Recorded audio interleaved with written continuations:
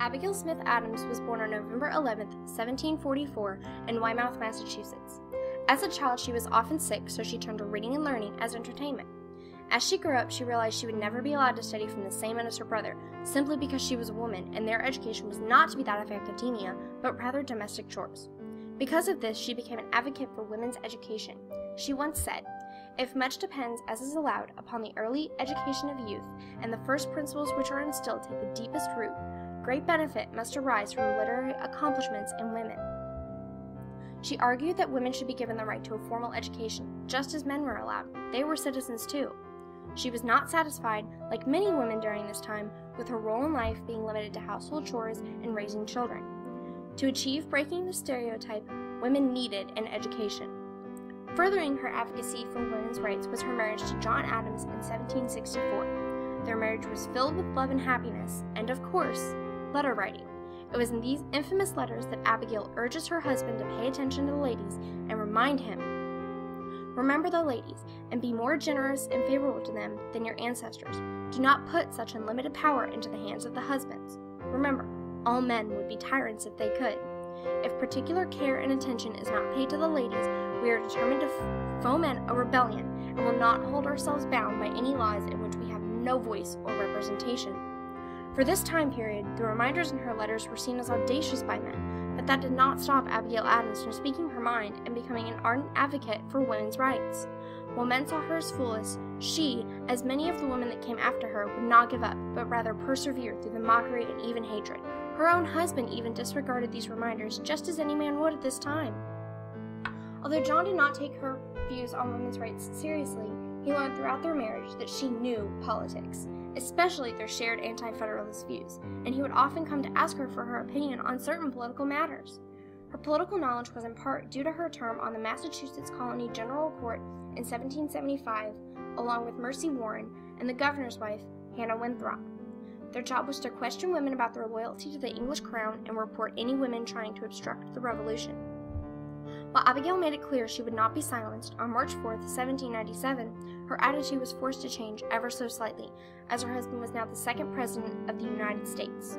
Now the First Lady, every action Abigail took was in the public's eye. However, this did not deter her from advocating for women's equality and rights in society.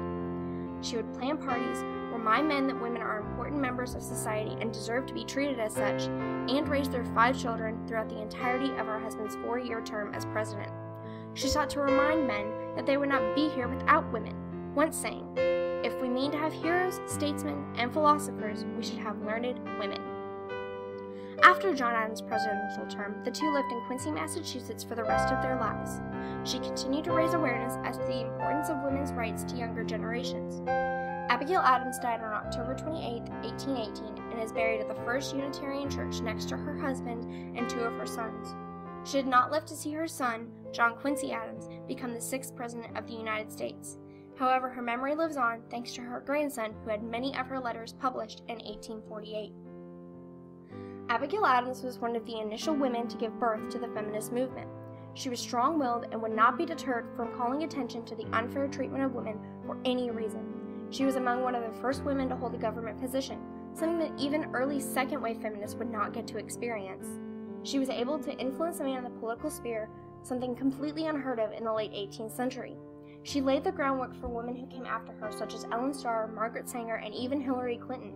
She embodied the powerful and capable women in a time where they were still seen as dolls, something that needed to be taken care of, something that could not have a voice in society. She balanced being a loving wife and caring mother at the same time she fought for women's equality in the United States. She laid the foundation for her successors to build on, one day hoping women would receive the same rights and privileges as men. And just as her successors, she faced disgust and oppression while trying to speak her mind. She was dismissed by almost all men because of the absurdity of her words. However, she still did not give up. It is because of her adamant attitude towards women's rights, education, and involvement in the government that she is honored on the International Honors Quilt. This quilt was used in conjunction with and inspired by Judy Chicago's Dinner Party, a novel which celebrated the accomplishments of women throughout the world. Both the Dinner Party and the International Honor Quilt sought to commend and recognize women who helped empower other women to stand up for their rights. Abigail Adams deserves a spot on this quilt among many other talented and outspoken women because she inspired women around the world and around her and women who came after her to be the best they can possibly be, at the same time as fighting for women's equality in society.